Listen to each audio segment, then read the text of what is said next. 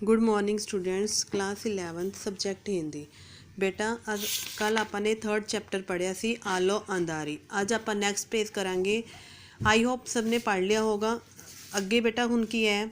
एक दिन तातुश ने बेबी से कहा कि उसका पत्र कोलकाता से आया है जिसे उनके एक मित्र ने उसे भेजा है। तातुश ने उस पत्र को पढ़कर सुनाया जिसमें उन्होंने बेबी के लेखन की प्रशंसा की थी। जो उसने अपनी आत्मकथा लिखी थी बेबी ने, उसने वो अपने फ्रेंड को भेज दी थी ना कोलकाता में। जो रोज़ वो अपनी डायरी में लिखती थी, उसने वो डायरी अपने दोस्त को कोलकाता में भेज दी थी।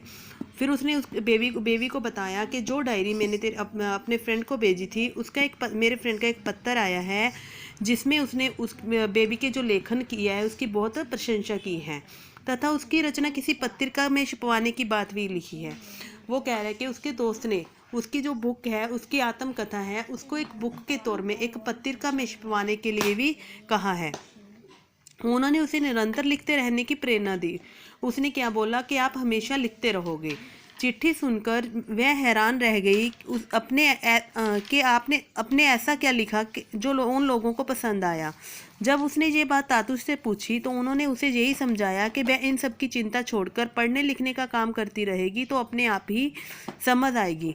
उसने पूछा कहती मैंने तो ऐसा कुछ लिखा ही नहीं डायरी को जो उन लोगों को इतना पसंद आया। बट तो तातुश ने क्या कहा कि तुम बस लिखने पर जोर दो, तुम इस बातों को मत सोचो, तो तुम्हें अपने आप ही समझ आ जाएगी कि तुमने इस डायरी में लिखा क्या है। वह उनकी बात अनसुनी करके घर के लोगों के खाने पीने की व्यवस्था में ही अधिक ध्यान देती थी। एक दिन वह खाना बनाकर तथा प्लेट को उल्टा रखकर लिखने पढ़ने में लग गई। इसी बीच रमन दा के आकर उल्टी प्लेट में ही खाना डालकर खाने लगा तो सब्जी की तरी नीचे गिरने लगी। जब उसे इसका कारण समझ में आया तो प्लेट में ही खाना डालकर खाने लगा तो सब्जी की तरी नीचे गिरने लगी। जब उसे इसका कारण समझ आया तो वह जोर जोर से हंसने लगा। जब बेबी ने उसकी हंसी का कारण पूछा तो वह भी अपनी हंसी न रोक सकी और तातुश को जाकर बताया कि जोर की भूख लगी होने के कारण कैसे रमन दा उल्टी प्लेट में ही खाना खा रहे हैं। जय सुनकर तातुश भी हंसने लगे थे। तब तातुश ने उसे याद दिलाया कि उनके बंधु के आए हुए पत्र का उत्तर उसने ही देना है।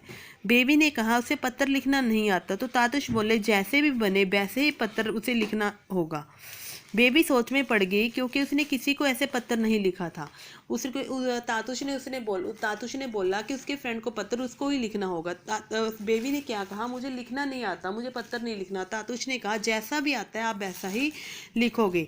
ये सोच के बेबी सोच में पड़ गई कि उसने कभी किसी को पत्र नहीं लिखा। फिर तातुश ने विचार कर उन्हें जेठू संबोधन से पत्र लिखा। उस पत्र के उत्तर में उसने जेठू को निरंतर लिखते रहने की प्रेरणा देते हुए लिखा कि आशा पूर्ण देवी घर में सब काम काज निपटाकर लिखती थी।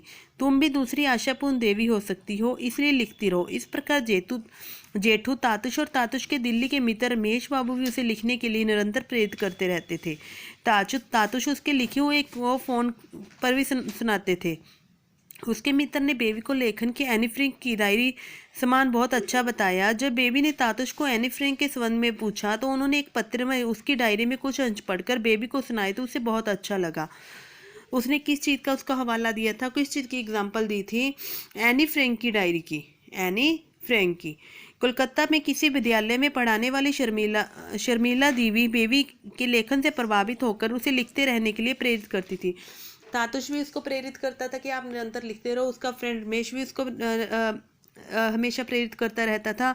और उसके अलावा कौन था? कोलकाता में किसी विद्यालय में पढ़ाने वाली शर्मिला भी थी जो उसको हमेशा प्रेरित करती रहती थी।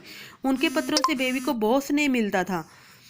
वे उसकी ही आजू की थी। उसने देखा नहीं था परंतु उसकी इच्छा होती थी कि उनसे मिलूं। एक दिन मैं अपनी अलमारी के नीचे चीज़ें पहुंच रही थी तो उसे वहां एक फ़ोटो एल्बम दिखाई दिया जिसमें अर्जुन नंदा और उसके बंधुओं के चित्र थे। उसमें जेठू, शर्मिला दी, अर्जुन दा फोटो भी थे। उसकी बहुत इच्छा होती थी कि बेबी वो उसके फ्रेंड को देखे और शर्मिला को देखे। एक दिन क्या हुआ, जब वह सफाई कर रही थी तो उसे उनका फ़ोटो मिला। शर्मिला दी लेखिका थी। उनकी एक किताब भी छप चुकी थी। विभिन्न पत्रिकाओं में उनकी कहानियां प्रकाशित होती रहती थी।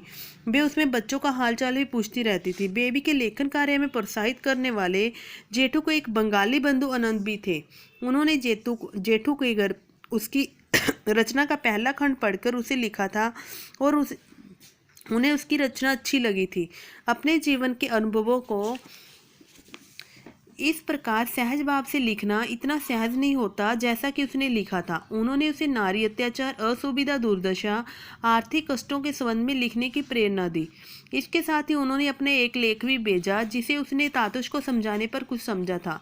इतने लोगों द्वारा प्रोत्साहित करने पर वह सोचती थी कि क्या वह कभी भी कुछ ठीक से लिख पाएगी या नहीं। एक दिन सुबह सुबह बेबी के पिता वहां पहुंचे। उसने तातुश को अपने पिता के आने बारे बताया। तातुश ने उन्हें बैठाने तथा कुछ खिलाने पिलाने के लिए कहा। उसने अपने पिता को शरबत बनाकर दिया और उनसे माँ के बारे में पूछा। उनसे पता चला कि उनकी माँ तो शायद से पहले ही मृत्यु हो गई है। उसका भाई माँ के मरने पर गया भी था। बेबी को यह सूचना किसी ने नहीं दी थी। वह कुछ देर माँ को यासिस कर रोती रही। इसी बीच वह अपने भाइयों से मिलने भी गई थी, पर फिर भी किसी ने उसे माँ की मृत्यु के बारे में नहीं बताया था। उसके पिता भी माँ की मृत्यु पर नहीं गए थे। उसके भाई ने ही माँ का क्रियाक्रम किया था। बाबा ने बेबी के बड़े लड़के को देखने की इच्छा व्यक्त की। वह उन्हें उसे मिलाने लेगी। उसे देखकर बाबा खुश हो गए। बेबी ने कहा, एक दिन तेरा बेटा तुझे सुख देगा। बाबा जब जाने लगे तो तातुश ने उसे कहा कि वे बेबी की ओर से निश्चिंत रहे। बेबी को वहाँ खूब अच्छी तरह से रहता देख संतुष्ट थे। बाबा चले गए, परंतु बीच बीच में फ़ोन करके बेबी की खोज खबर लेते रहते थे। उन्हें बेबी के पढ़ने लिखने का भी पता चल गया था। वे उसे अपने पास ही बुलाते थे। बाबा के जाने के कई दिनों तक उसने अपनी माँ की याद आती रही और बाबा को गिरते हुए स्वास्थ्य की चिंता लगी रही। उधर जेठू और शर्मिला दी की कई पत्र भी आ गए थे जिनका उसे जवाब भी देना था। वह उन पत्रों को उत्तर देने से पहले फिर से पढ़ने बैठ गई। जेठू के पत्र में उसका शब्दकोश भी सहायता लेना ठीक कहा गया। उन्होंने उसे भूलों को घबराकर लिखना बंद करने से मना कर दिया। जे कहते हैं कि नववर्ष में वे खूब लिखे, मलेश्वरी की तरह मोटी हो जाए। वे उसे अनंत का लेख भी भेजते हैं। उसकी लिखावट से अब उन्हें कोई कष्ट नहीं होता। वे उसे बार बार शाबाश देते हैं और भूलों की चिंता किए बिना लिखते रहने के लिए कहते हैं। वे तातुश के इस कथन का समर्थन करते हैं कि भूल होती है तो हो, फिर भी लिखो। ये सब पढ़कर बेबी की इच्छा होती है कि वे लिखती ही रहे। शर्मिला दी के पत्र हिंदी में लिखे होते हैं। उनके पत्र ऐसे ही होते थे कि वे किसी सखी को लिख रही हो। उनमें लिखा होता था कि बेबी, जो हमें अच्छे नहीं लगते उन्हें भी माफ़ किया जा सकता है। शायद वैसा करना ही ठीक है। यदि तुम जहाँ आओ तो हम दोनों खूब सजेंगे। तुम मेरे लिए सजना और मैं तुम्हारे लिए सजूंगी। हम दोनों एक दूसरे से मिलकर बढ़कर हंसेंगे। जो तुम्हारा लिखा हुआ पत्र पढ़कर कोई तुम्हारी प्रशंसा करता है तो तुम्हें कैसा लगता है? तुम्हें ऐसा नहीं लगता कि इतने कष्ट में बीता तुम्हारा जीवन लिखना शुरू करने के बाद इतना सुंदर कैसे हो गया? बेबी को ये बात बहुत मज़ेदार लगने लगी कि शर्मिला दी की उसके सजने धजने के बारे में पूछा, क्योंकि उसे सजना धजना तो कभी अच्छा ही नहीं लगा। वह तो बचपन से ही यह सब पसंद नहीं करती थी।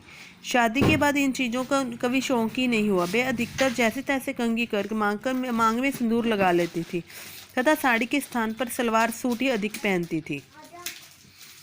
बेटा आज आप यहाँ तक रीड करोगे, इसके बाद हम फिर रीड करेंगे।